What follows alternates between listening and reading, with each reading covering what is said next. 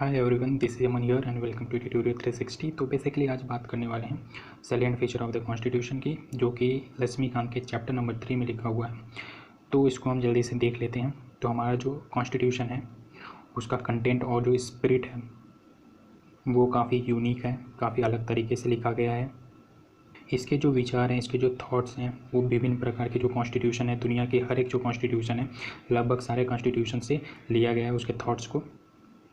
इसकी बहुत सारी ऐसी विशेषताएं हैं जो अलग अलग कॉन्स्टिट्यूशंस, अलग अलग देश के कॉन्स्टिट्यूशंस से भिन्न हैं। उनके बारे में हम आज चर्चा करेंगे। जब हमारा कॉन्स्टिट्यूशन बना था तो उसके बाद हमारे कॉन्स्टिट्यूशन में काफ़ी सारे चेंजेज आए हैं, बहुत सारे अमेंडमेंट हुए हैं। तो बहुत सारे ऐसे ओरिजिनल फीचर हैं जिसमें कॉन्स्टिट्यूशन में बदलाव हुआ है, जो कि हमने 1949 में अडॉप्ट किया था। उसके बाद बहुत सारे बदलाव हैं, जैसे कि अगर पर्टिकुलरली अगर बात करें 7th amendment act, 42nd, 44th, 73rd, 74th, 97th, 101st amendment. तो ऐसे बहुत सारे अमेंडमेंट हुए हैं। और खासकर 42nd अमेंडमेंट एक्ट जो कि 1976 में आया था, जिसको मिनी कॉन्स्टिट्यूशन भी बोला जाता है, क्योंकि इसमें हमारे जो कॉन्स्टिट्यूशन है उसके विभिन्न पार्ट में बहुत सारे बदलाव हुए थे इस 42nd अमेंडमेंट एक्ट के बाद, इसलिए इनको हम मिनी कॉन्स्टिट्यूशन भी बोलते हैं। क्योंकि इतने सारे अमेंडमेंट लगातार होते जा रहे थे, तो इसके बाद एक सुप्रीम कोर्ट की जजमेंट आती है जिसको हम बोलते हैं केशवानंद भारती केस, जो कि 1973 में ये जजमेंट आया था, जिसमें सुप्रीम कोर्ट की ये रूलिंग है कि सुप्रीम कोर्ट की ये रूलिंग ये है कि पार्लियामेंट को जो 368 के तहत उसको अमेंडमेंट करने का जो ये पावर मिला है, वो उस पावर के अंतर्गत वो जो कॉन्स्टिट्यूशन का जो बेसिक स्ट्रक्चर है उसको वो अल्टर नहीं कर सकते, उसको वो कट नहीं कर सकते। यानी कि अगर पार्लियामेंट अगर कॉन्स्टिट्यूशन के किसी पार्ट में अगर बदलाव करती है तो उसको ये ध्यान देना होगा कि वो जो पार्ट है वो बेसिक स्ट्रक्चर का पार्ट तो नहीं है कॉन्स्टिट्यूशन का। अगर वो बेसिक स्ट्रक्चर का पार्ट होगा तो वो सुप्रीम कोर्ट के जजमेंट के अनुसार नल एंड वॉइड हो जाएगा। हालांकि जो सुप्रीम कोर्ट है उसने ये नहीं बताया कि बेसिक स्ट्रक्चर क्या है, लेकिन अलग अलग तरीके के जो जजमेंट आते गए सुप्रीम कोर्ट के, इससे हमें अंदाज़ा लगा कि बेसिक स्ट्रक्चर के अंतर्गत क्या क्या चीज़ें आ सकती हैं। तो इसके आगे जो लक्ष्मीकांत है उसमें ये लिखा हुआ है salient feature of the constitution, जिसका हमने टॉपिक उठाया है आज, उसको हम देख लेते हैं। तो इसके जो हमारा कॉन्स्टिट्यूशन है उसकी बहुत सारी ऐसी विशेषताएं हैं जो कि अलग अलग जो कॉन्स्टिट्यूशन है विभिन्न देश के, उससे ये भिन्न है। उस कॉन्स्टिट्यूशन हमारे जो कॉन्स्टिट्यूशन उसके कुछ विशेषताओं को हम देख लेते हैं, जैसे कि लेंथीएस्ट रिटेन कॉन्स्टिट्यूशन। जैसे कि अगर बात करें कॉन्स्टिट्यूशन को, तो कॉन्स्टिट्यूशन को दो भागों में बांटा जा सकता है। एक कॉन्स्टिट्यूशन होता है रिटेन कॉन्स्टिट्यूशन, जैसा कि अमेरिकन कॉन्स्टिट्यूशन है, और दूसरा होता है अनरिटेन कॉन्स्टिट्यूशन, जिसको लिखा नहीं गया है, वो है ब्रिटिश कॉन्स्टिट्यूशन। अगर आपसे ये क्वेश्चन पूछा जाए कि दुनिया का सबसे लेंथीएस्ट रिटेन कॉन्स्टिट्यूशन कौन सा है, तो वो इंडिया है।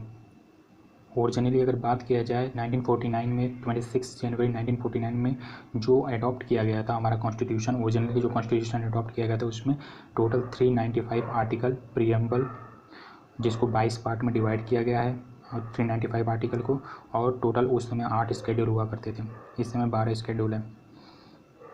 इस समय प्रेजेंटली अगर बात किया जाए 2021 में बात कर लिया जाए, तो इस समय टोटल 470 आर्टिकल हैं जिनको 25 पार्ट में डिवाइड किया गया है, प्रीएम्बल है, 12 स्केड्यूल हैं। अगर बात किया गया जाए कितने अमेंडमेंट करके डिलीट किए गए हैं, कितने जो आर्टिकल हैं डिलीट किए गए हैं, तो उसकी संख्या 20 है। और एक जो पार्ट 7 था उसको भी डिलीट कर दिया गया है। टोटल 95 आर्टिकल को हमारे कॉन्स्टिट्यूशन में ऐड किया गया है ओरिजिनल कॉन्स्टिट्यूशन के बाद में, और टोटल 4 पार्ट ऐसे हैं जिसको बाद में ऐड किया गया है, जैसे part 4A, part 9A, part 9B and part 14A। 4 schedules को ऐड किया गया है, 9, 10, 11, 12। जैसा कि हमने बात किया कि सबसे लेंथीएस्ट कॉन्स्टिट्यूशन है इंडिया का, तो दुनिया का कोई भी ऐसा कॉन्स्टिट्यूशन नहीं है जिसमें इतने सारे आर्टिकल और स्केड्यूल हों। तो इतने बड़े कॉन्स्टिट्यूशन होने का कुछ तो कारण होना चाहिए। तो ये कुछ कारण हैं जिनको मैं बताने जा रहा हूँ। सबसे बड़ा जो कारण है पहला, वो ये है कि जोग्राफिकल फैक्टर। तो इंडिया की जो कंट्री है उसकी वास्टनेस और डाइवर्सिटी बहुत ही ज़्यादा है, इसकी वजह से भी ये कारण रहा है कि हमारा कॉन्स्टिट्यूशन इतना लेंथी है। दूसरा बात किया जाए तो हिस्टोरिकल फैक्टर, क्योंकि हमारा जो कॉन्स्टिट्यूशन है, हमारा जो रहन सहन है, वो government of India act 1935 Britishers का एक एक्ट था, उसके तहत इन्फ्लुएंस था, उससे प्रभावित था, जो कि अपने आप में बहुत सारा बल्कि था, बहुत ही ज़्यादा मात्रा में बल्कि था, भारी था। इस वजह से ये भी अपने आप हो गया। तीसरा कारण ये है कि सिंगल कॉन्स्टिट्यूशन है, सेंटर और स्टेट के लिए दोनों के लिए सिंगल कॉन्स्टिट्यूशन है, ये कारण है जिसकी वजह से ये बल्कि है इतना।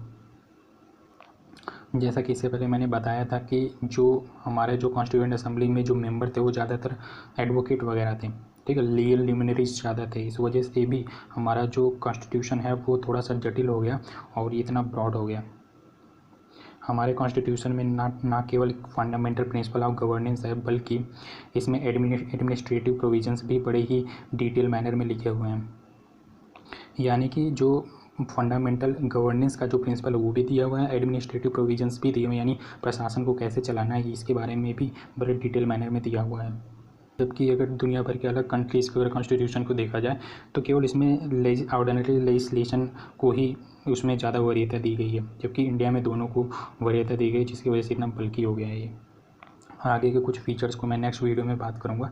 अगर चैनल पर पहली बार आए तो जरूर से सब्सक्राइब करिए, इससे हमें काफ़ी मोटिवेशन मिलेगी। चैनल पर पहली बार आए हैं तो जरूर से जुड़िएगा इससे और दोस्तों के साथ शेयर करिएगा। अगर कोई क्वेरी हो, कोई सलाह हो, अगर कोई गलती हो वीडियो में तो आप लोग सजेस्ट कर सकते हो, कमेंट बॉक्स में लिख सकते हो। मिलते हैं नेक्स्ट वीडियो में।